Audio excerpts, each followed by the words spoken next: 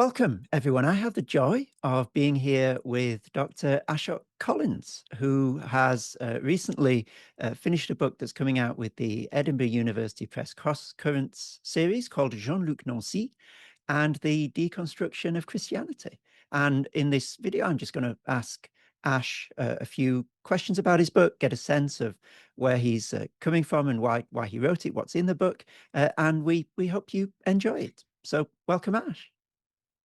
Thanks very much, Chris. Really appreciate you making the time to chat and for welcoming the book into the Crosscurrents series. It's really a great honor. So thank you very much. It is a real joy to have your book. And Nancy is someone I've worked on a little myself in the past, so it's particularly nice for me to be able to pick your brains about this really fascinating thinker. Let's start with the sort of the story of the book, I guess. You've spent significant portions of your life writing a book about Jean-Luc Nancy and Christianity. What made you make that decision? Was it a particular encounter? Was it something that you read? Was it one thought that sort of kicked off the writing of this book? Tell us how you came to write it. Yeah, thank you. That's a really provocative question in the sense that I don't really think much about the trajectory. I mean, we're often thinking about, outputs and, writing and producing a book, some kind of, being a production line or something, but it really is a kind of an intellectual evolution. I suppose, look, I first discovered Nancy, so my background is in French studies, so that's my role at the ANU. And I did most of my undergraduate reading, Francophone literature, so African, Caribbean. And then in my honors year, I started to really delve into more so-called canonical French, mainland French literature. And also discovered, writers like, I mean, I guess the first philosophical outings were more existentialism, so Sartre and Camus and others.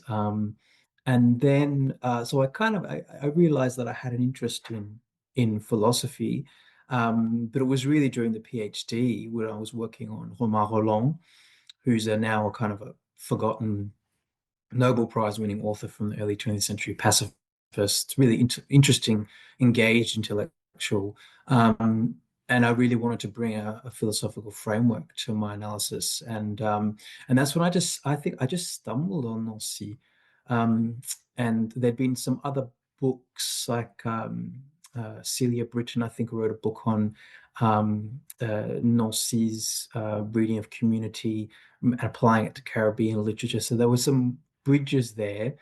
But I remember the point where I remember really being caught by Nancy's thought was when I was in Paris doing a research trip during the PhD and just reading Déclusion, the first volume of the Deconstruction of Christianity in French in Paris, spending a lot of time in the Bibliothèque Nationale and just being like, wow, blown away. Like, wow, this guy is really saying something that is kind of articulating ways of thinking and being that were familiar to me, but kind of in a way that I just couldn't. Like it was kind of articulating my own parts of my own story and ways of thinking in terms that were fresh and kind of presenting them before me as though this is what you really think and this is, let's go in this direction, and kind of I guess that was an invitation to follow him from there, and then just really dive into his thought. And so that was where my first discovery of Nancy, and then I really realized that he was the main, and then of course from there I really need to understand where he was coming from. So then it was the discovery of Derrida and particularly early works like of grammatology, and really understanding how concepts like différance and the trace work, because they really are the foundational for Nancy's thinking. And that really started to click what he meant by déconstruction du christianisme. and of course, then there's Heidegger and other philosophical underpinnings of the project. But that was where it kind of all started. And so then I used that framework in my PhD thesis, but that was kind of a literary analysis, reading Rolland's novel, well, his main cyclical novel, which is actually multiple novels in one, Jean-Christophe. And then, and that was, well, I mean, I got the PhD. I don't know whether it was particularly successful in hindsight. Could have been executed with a lot more finesse. But after that, I kind of really was taken with the philosophical angle, and I really ran with that, and I started to discover other thinkers in that space, but especially thinkers like Jean-Luc Marion, who are kind of more embedded in the religious and you know, in a faith commitment sort of sense, you know, whereas Nancy has that, you know, was a practicing Catholic and then wasn't, and that's intriguing in and of itself. But Marion is still someone that professes you know, the Catholic faith, and so I kind of got more interested in phenomenology, but that intersection point between phenomenology and deconstruction. And your first book, Chris, was very important in me being able to understand that that nexus between the two. And so I kind of went off on that track and explored the philosophical angle and published more in that area. And this book was kind of germinating as I was, you know, during those years.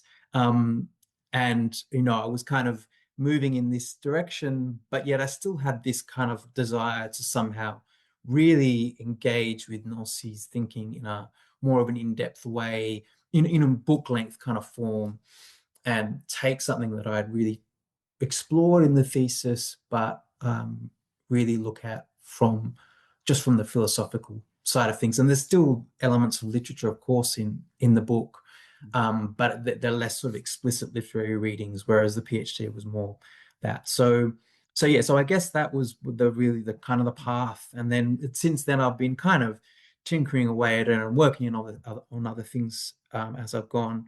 But really, that was kind of where it all began. And somehow Nancy still articulates something for me about the experience of religion that other thinkers do as well in other ways, but there's something for me that really resonates with the deconstruction of Christianity. There's something that articulates, still to this day, articulates something about my own experience of religion and of philosophy that other thinkers maybe haven't captured, for me personally. It's always fascinating for me listening to how people got their ideas for books. This idea of you sitting in Paris reading La Deconstruction du Christianisme in the Bibliothèque Nationale, it's a fitting genesis, isn't it, for a book like this? I wonder if we can try and take people into the heart of what you're saying in this book. And perhaps one way in is just to sketch out the way in which you set up an opposition early on in the book between two readers of Derrida. You've got John Caputo on one side, and you've got Martin Hägglund on the other. And you sort of situate your reading in contradistinction to both of those. You say, I'm not really with either of them. Could you just sketch out for us how they're reading Derrida, and then how you're trying to do something different from both of those readings? Yeah, thank you. That's a really, I think, a question that gets to the heart of it and really was crucial in framing the way I wanted to frame the book. Well, Caputo obviously is famous for his, you know, religion without religion. He's reading Derrida in terms of, you know, his, in other works he's called weak theology. He's reading Derrida as a thinker that is working both within and beyond religion in a certain way. He's trying to read deconstruction as resonant with theology, but also doing something to theology that, you know, that is not, you know, moving us beyond traditional frameworks, rather than, you know, the God strength, of power. God is in fact in that very weakness of or that instability as well of the trace. So he's really trying to, throughout his career, Caputo has really tried to appropriate Derrida. I don't know if that's the right word, but he's tried to make a case that Derrida is actually saying something about the heart of what religion is and what theology is. Hägglund's, of course, his perspective is completely different. He's for Derrida, for him, Derrida is a radical atheist, and so he's positing religion as being this kind of hope for a what Derrida has called the unscathed, the safe and sound in salvation. So some kind of absolute presence, safety, being freed from mortality, the mortal body. That's the way he sees, or the direction he sees religion being oriented in. And he sees Derrida's work as being completely against that. There's no way you can make the case that Derrida is a religious thinker, or that his thinking is somehow useful for theology.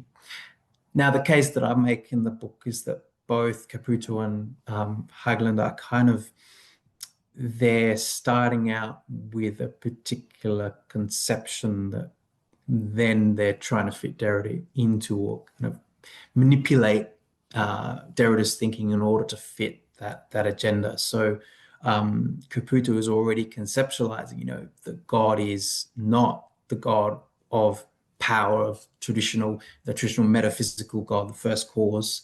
For him, there's another possibility, and he's trying to fit Derrida into that. He's trying to use Derrida to read that possibility. And Hägglund, of course, and by his own admission, says that he is reading religion as being this. So he starts off his analysis from the very outset as being, founded on a particular conception of religion, which is relatively narrow, and other critics have pointed this out. It's not the only conception of religion by any means out there. And so then for him, of course, it's natural that as he's reading Derrida, he's not seeing a correspondence there. So Derrida is therefore an atheist. And so the issue that I take is that it's this preconceived, a reading that's done in advance of an agenda that's set before then the reading takes place, that is dangerous, so that it doesn't allow us to really engage. We need to find a way to try to tap in to something that's operational already within those definitional frameworks, that somehow, so we have to take a step back, if you will, into that very process of meaning formation that precedes those definitional stances. And if we can do that, we can somehow reread that binary opposition between theism and atheism, belief and unbelief, secular and sacred, etc. If we can find a way to tap into that and to understand that better, then we can perhaps do something productive, instead of falling back into the preconceived notions that we all have, about religion. I'm atheist because I don't believe in God. Okay, well, let's question that further. What God do you believe in? What's God for you? Well, God is this, and everyone has a different conception of God. And of course, if my experience doesn't correspond with that, or my preferences don't correspond with that, that means I must be an atheist. Well, that's kind of you're leaving unquestioned the assumptions that then you're constructing the entire edifice on. And so by saying that, I'm not trying to make a case for religion against atheism by any means. I'm just saying religion is the same. We're kind of, religious believers also have their conception of what God is. But I guess what I'm saying is that with the main intention of the book is to, with these two figures that you've highlighted, Hägglund and Caputo, and there are others as well that I mentioned, but those are that's the main case study that I kind of use. That somehow encapsulates the problem, and that this book tries, perhaps with limited success, but tries to somehow take a step back and look at things in a different way.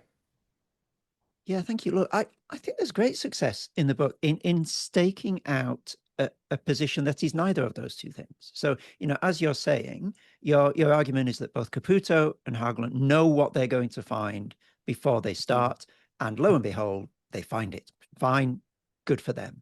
But you want to do something different. And I want to try and begin getting to the heart of what it is that you're doing that's not that.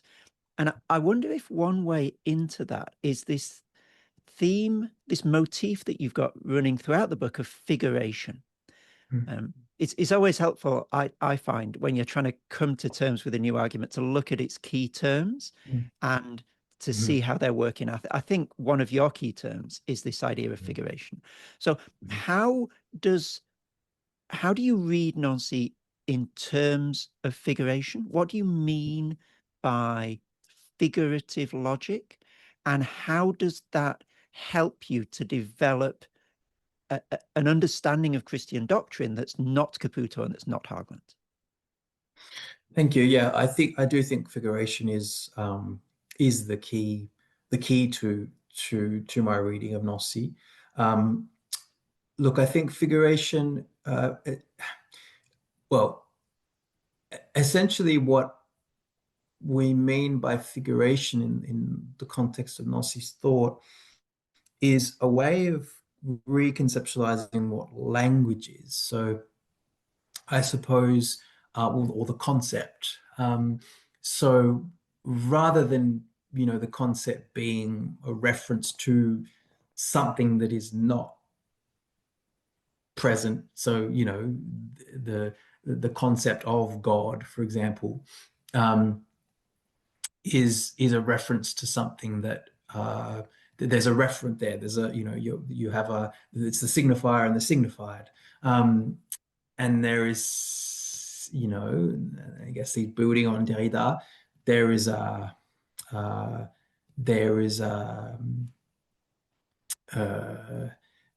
guess we've never reached the signified, because the signifier is embedded in this network of difference, right? So we're always finding other signifiers, and the presumption of metaphysics is, of course, that we somehow capture we're aiming to capture the signified, and so Derrida is really coming from that perspective. So he sees everything is, the trace goes all the way down. Everything is writing. Il n'y a pas de hors texte. There's nothing outside of that. And so Nancy is really working within that, but he also wants to rethink the way in which that signified distinction, opposition, that gap, how that works. And figuration is the way that I kind of capture, I don't know if that's the right word, but is the core, I guess, the logic that I see at work within what he's trying to do. So instead of emphasizing fixed metaphysical truths or that attempt to capture the signified, he wants to lay focus on the generative structures of sense, if you will, of meaning making.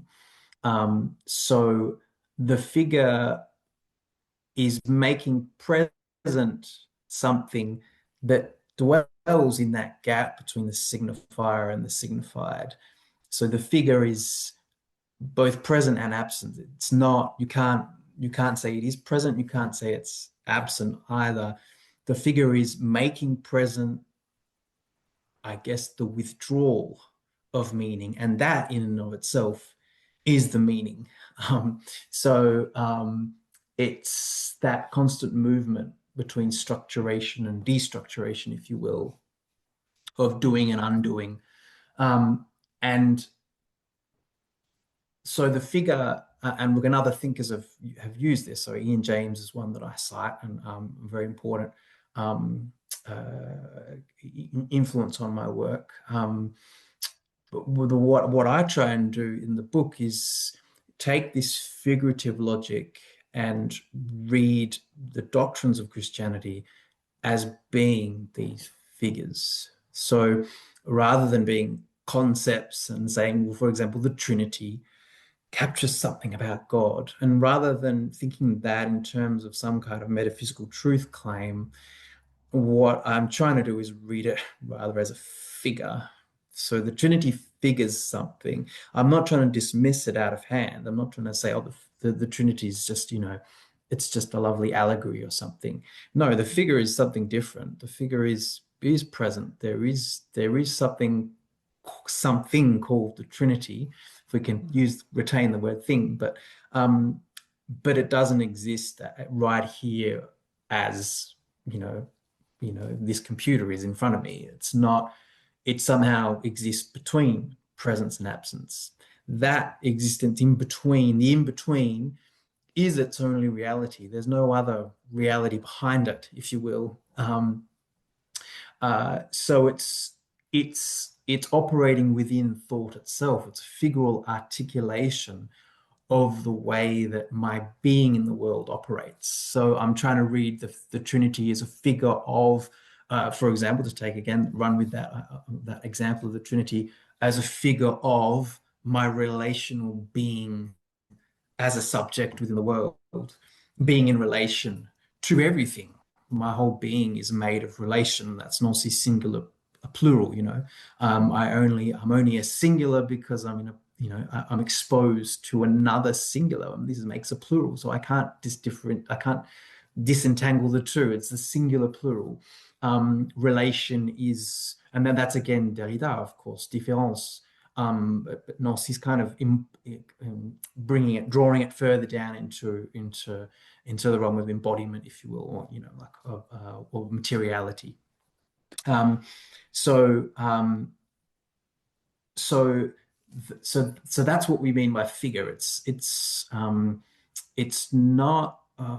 that I have religion over here with its theological concepts, but rather what I'm trying to do in the book is actually draw it into thought, into seeing how the Trinity actually captures something about the way my own being in the world operates, the way my thinking works. And the same thing with the other doctrines I look at, incarnation, resurrection, creation. These are not, when I use the term figure, I'm not trying to analyze Christianity as an entity out there. I'm trying to understand how actually the Christian experience is somehow it emerges from and is part of my experience of being in the world. And that's what the figure is. It's dynamic, it's in process, it's not a fixed thing, concept out there. So people will be aware and will have heard of this distinction between literal and metaphorical. And, there are some people who engage with theological concepts in a quote unquote literal way, and other people say, no, these theological concepts are just metaphors. How does this figural reading sit in relation to that dichotomy? Yeah. That's a really interesting question, and I don't engage directly with literal and allegorical readings of the Bible, for example, in the book, at least not explicitly. But I think you're quite right to highlight a connection there. Um, I would say that somehow the figure exists in between those two extremes. It's literal in the sense that a figure is present here and now. For example, the figure of the incarnation. Well, I'm a fleshly being right here. So in some senses, the incarnation of Christ, and also he tries to kind of like, he's not restricting it to the historical Jesus of Nazareth. He's trying to read, my embodied relationality through the incarnation as somehow being captured by and articulated within the figure of the incarnation. But it's present. It's not, I can't say that I'm not present and I'm looking at you on the screen in a body. So, and I'm touching the table, the computer. So it's present, and that's real in that sense. It's literal, we could say, but at the same time, it's not exhausted by that. It's not present as a thing could be present to my mind as a subject viewing an object. It's not. Its whole meaning is not exhausted within that. It's not fixed, it's not pinned down. It's not that I can say, oh, I've captured this in my hand and now I have it. I have this full meaning of what the incarnation is. That's not what Nancy's trying to do. He's not trying to be reductive. So in that sense, it's opposed to a literal reading, because uh, a literal reading will say, well, I presume to have understood what that line in the Bible says, and so therefore this is what we should do and what we shouldn't do, and I'm going to judge myself and others based on that. Nancy is not at all. You can't say that Nancy would be in agreement with that stance. So in that sense, it's also allegorical in the sense that it's always creative, generative of new meanings, new possibilities, just like an allegory is, or the parable form in the Gospels. Every time you listen to those parables or you hear an allegory, there's a slightly different interpretation that's possible, depending on the listener and depending on the time when you're listening to it. That's how it's designed. And it's interesting that, in a church context, that, it's not like you read the Bible and then say, oh, I've done that, tick the box, I'm done. No, it's something that you're constantly opening that, and you're constantly listening to readings and hearing new interpretations, hearing people's experiences based on that. So even in a religious context, that makes sense, that there are constantly new meanings generated. So that's how I might explain how the figure somehow sits in between allegory and a literal reading. Yeah, that's really helpful. I want to keep going in this direction because I want to try and get to the heart of what the book, and this might be an unfair way of asking the question. Feel free to tell me if it is. What the book thinks that Nancy thinks he's doing with all of this. In other words, is it fair to frame what he's doing as a project on some level of theological retrieval? Is he seeking to salvage something of Christian theology and to reframe it in a different way? Another way of asking the same question would be, to what extent would it be fair to talk of him as a post-secular thinker? Does that capture something of what he's doing? I think it's a very fair question, and an important one. Look, I think that Nancy himself, he can come across as a bit contradictory in some respects, and it depends on whether you look at early Nancy versus later. There's kind of different emphases he places depending on era. I think the way that he sees his project is a retrieval of what he calls a resource at the heart of both Christianity and Western thought. And this resource is not reducible to either. And he in many respects is against, and he says this explicitly, he's not really interested in the so-called turn to religion. And so I suppose in some senses he's not that interested in the post-secular, if we understand that as being somehow a return of religion or a reclaiming of its importance in the modern world. His interests life sort of further back. And this, I guess, comes back to what I was saying earlier, that, you know, he's more interested in that step back into the generative structures of sense. And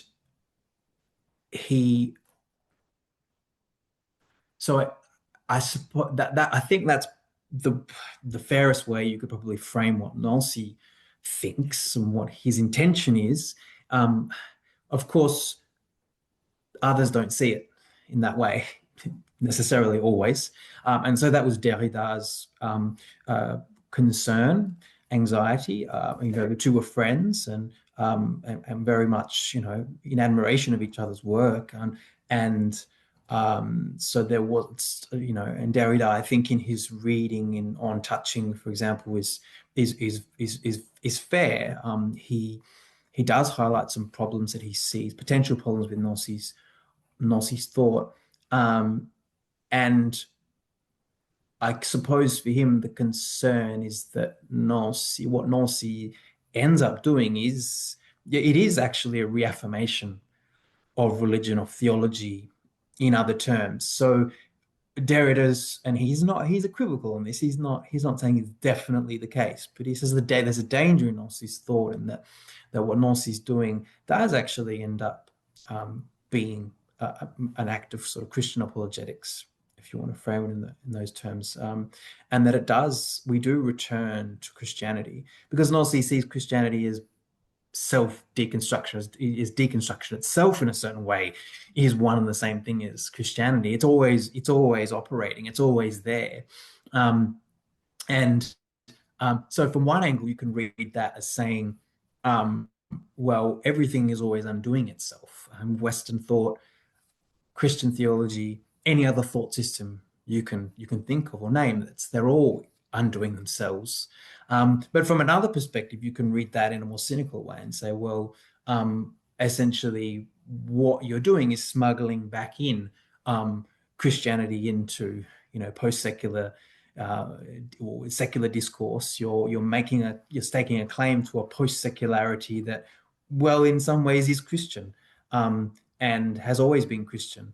And so I think it's quite a question of perspective. I'm not sure that Nancy is necessarily always successful in the maneuvers that he carries out. But I do think that's how he tries to see his project. He's not actually interested in a return to religion. He's also not opposed to religion, I don't think, anyway. I don't think you can see him as an atheistic thinker, and some have called him that, but I don't really agree. I think that he's really interested in coming back to Heidegger, he's interested in those sources of being, the wellsprings, but he doesn't want to frame the wellspring as being some kind of origin point or some kind of purity that we can recapture. There is no pure kernel of Christianity we can somehow reclaim and say we've understood finally. That is an eternal return in a Nietzschean kind of sense. There's no fixed origin, and I guess that's where you'd see him between Derrida and Heidegger. And so I guess that's what we're just trying to do, is problematize our very conception of what it means to be in the world, what it means to be human, and what it means to be engaging with thought systems like Christianity, being figures of our own embodiedness, of our being's thinking subjects. So that's a kind of I don't know whether I've answered your question very effectively, but I think that's what I'd say. I think it's nuanced, but that's how I see Nancy working. Yeah, that's really helpful. And a lot of the language you were using in that last response, which I think really helpfully set out what the sense of the the complexity and the stakes of what Nancy is doing. You know, there was the loosening of Christianity and so forth. And I think what some people at least will hear, and what some people will hear when they find out that Nancy wrote 2 volumes of what's called the Deconstruction of Christianity, is they will hear destruction, annihilation, sort of opposing Christianity in some sort of straightforward way. And what you draw out really fascinatingly in the book is that actually the thing that Nancy labels deconstruction, it isn't sort of nihilistic, it's actually generative. It generates something for him. And I'd love to hear you speak just a little bit about how, for Nancy, deconstruction is something generative rather than something destructive. Yeah. Well, I think, you know, the term deconstruction is sometimes misunderstood. Nancy is working at it. You know, I just mentioned Heidegger before. Is Destruction, so in German, and that goes back to Luther. In fact, Destructio in Latin, and Luther's using it in a very in a theological way to say, you know, this theology of the cross as opposed to theology of glory, being destroyed by suffering, in order to actually discover God, and that God is not in glory and not being praised and not being liked and having success. He's in suffering, and that's one way we can read deconstruction. We can also read it through Husserl, the concept of the concept of Abbau, you know, dismantling, as though you've got a building and you're taking out the stones.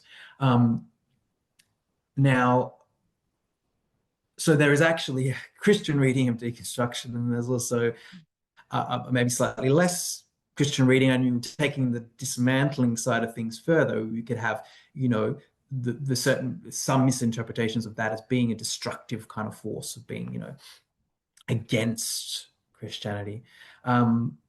Nancy's trying, I think, to trace out a space between those understandings of deconstruction. He wants to view Christianity not as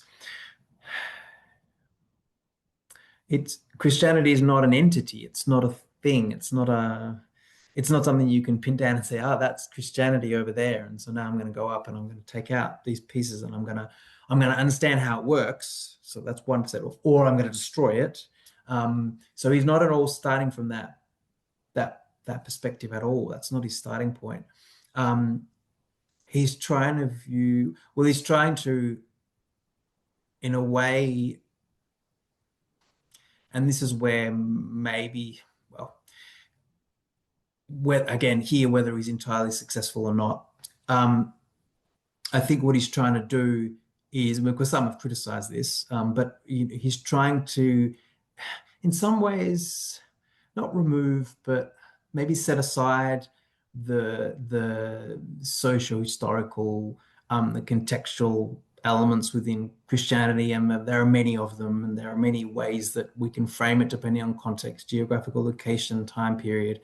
You know, there's something like 45,000 denominations of Christianity today, and so, but he kind of wants to, in a way, set aside that this is not a socio-historical study in many respects, but what he's trying to do is say, well, there is a phenomenon we call Christianity, but let's not take for granted that we know what that is, in order to be able to be for it or against it. That comes later. It's that step back. Let's look at those structures of meaning making that are always at work, whether we think they are or not, that even in seemingly monolithic structures, like, for example, the Catholic Church, and what one can interpret that as, you know, the Pope's at the top and everyone else is just doing what he says. That's a kind of a very infantile kind of reading of what the Catholic Church is in fact extremely diverse and dynamic. institutional entity, and probably much more similar to Protestantism than Catholics would like to admit, in its diversity and in the way that practices differ, and the way that the views of the faithful, the laity, differ from the teachings of the magisterium.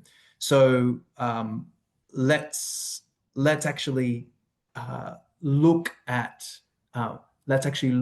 Christianity in those terms as being something that actually is unfolding, and it hasn't stopped unfolding, and is, as you say, there is a process of generation happening there, even when I think it's not. It actually is. And what he's trying to do is ground that process of deconstruction, or that process of generation, of creativity. He's trying to understand it in terms of the thinking subject, of my experience as a person, because that's where Christianity grows from. It grows from the experience of a man, Jesus of Nazareth, who gathered together these disciples during his ministry, who lived a life. You know, he was fully human, as theology says, and fully God, but fully human. That's where that experience starts, is an experience. And so Nancy's wanting to return to that experience, and somehow understand how that operates. And so that's how he sees deconstruction. Now, whether you then decide that that's for me or that's not for me, that's not actually the point. What he's trying to say is that Christianity somehow grows out of my engagement with the world. It evolves. It is constantly creative, generates new structures, new understandings, new experiences. But it's just one. It's one expression of that. Of course, there are others, and that opens up the question of religious pluralism and cross-cultural engagement.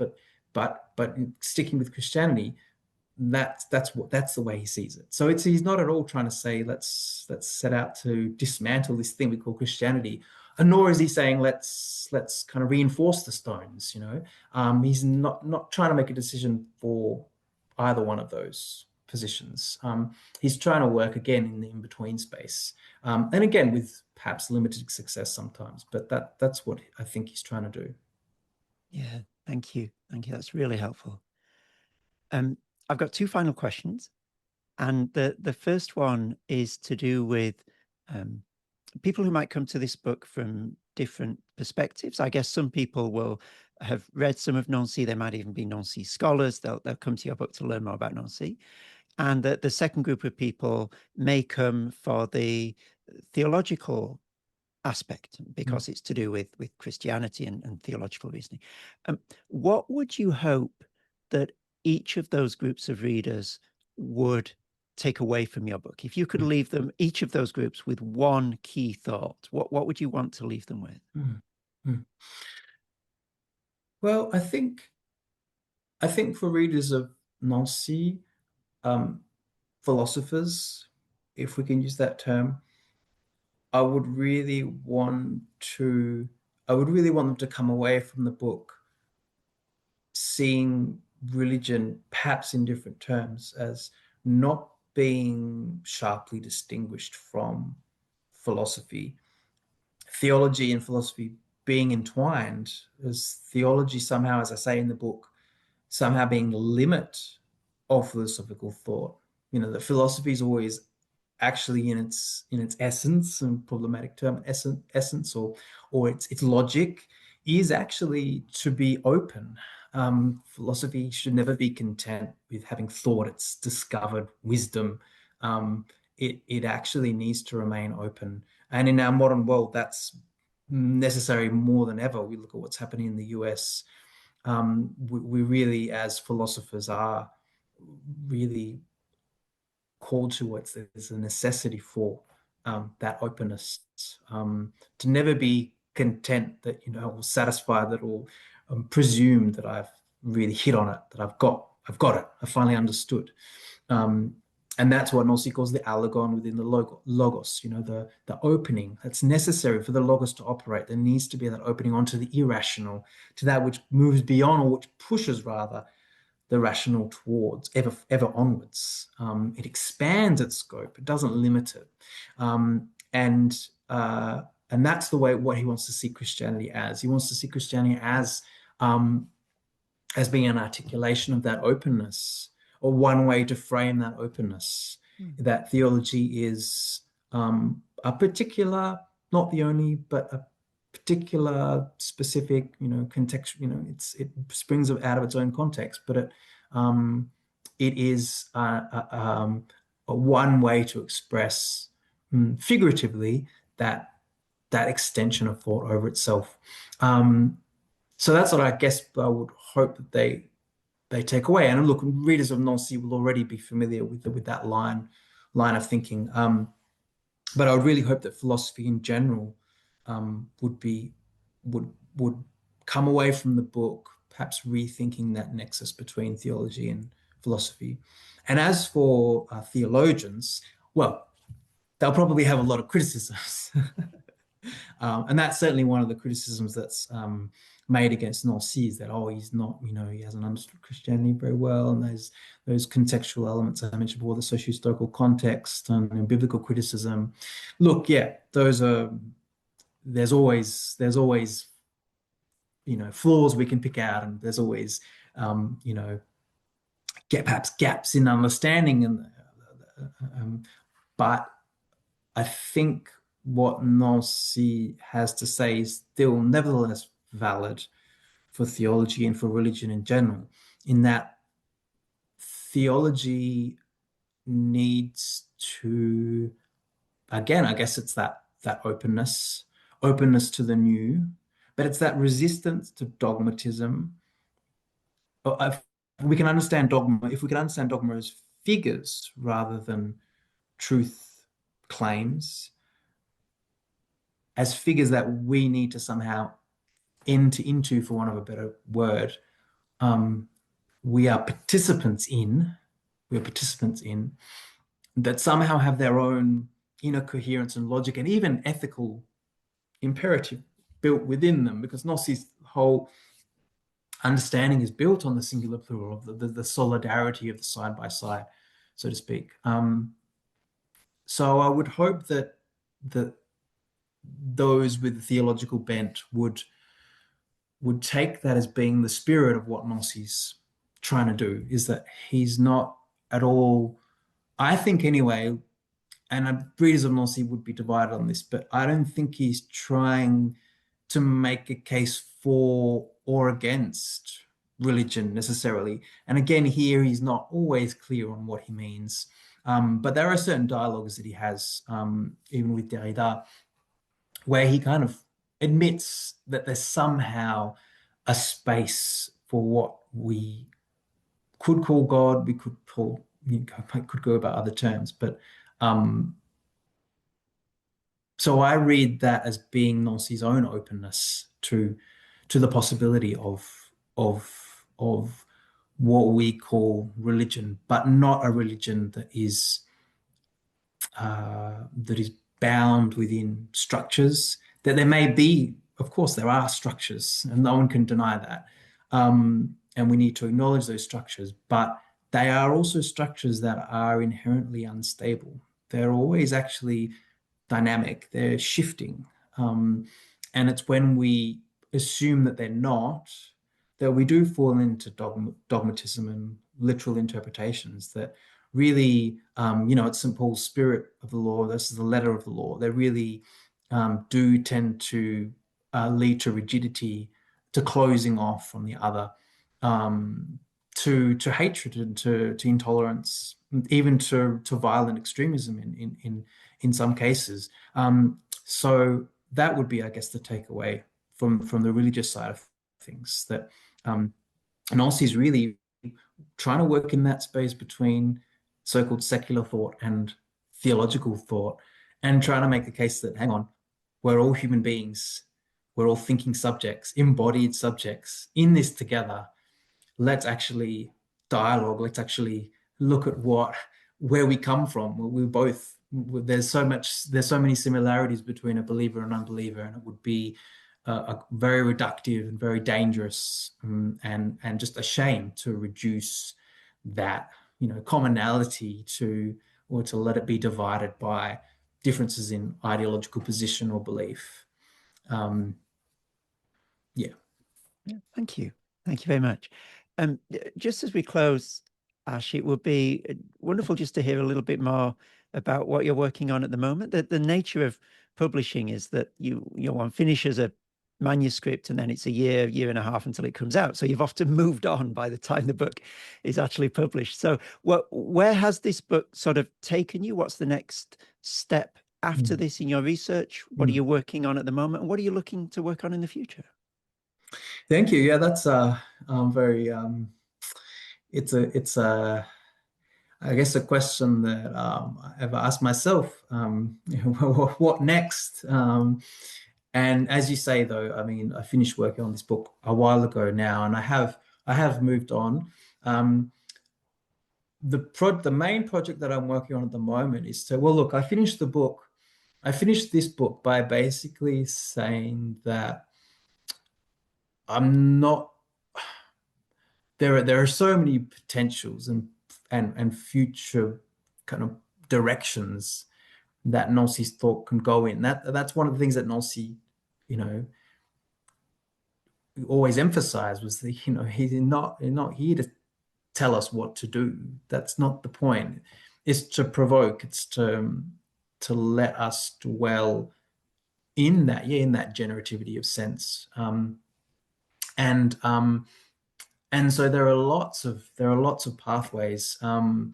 And look, it's in terms of the religious side of things. The main project that I'm working on at the moment is to look more closely at the articulation between Nancy's thought and certain other thinkers. So I mentioned earlier on in the interview Jean-Luc Nancy as a thinker who I turned to many years ago, and who is as a phenomenologist, theologian, specialist in Descartes, amongst other things. But I'm really interested in the two Jean-Lucs and the way that their thought might correspond, provoke each other. And it's so fascinating to me the way that Marion insists that he is a Catholic, and that he even in recent interviews I've heard he's in the church and don't see that ever changing, essentially. And then to have Nancy's position as having once been Catholic and now then towards the end of his life not calling himself that. So I'm really interested in the way that those two affiliations might play off each other.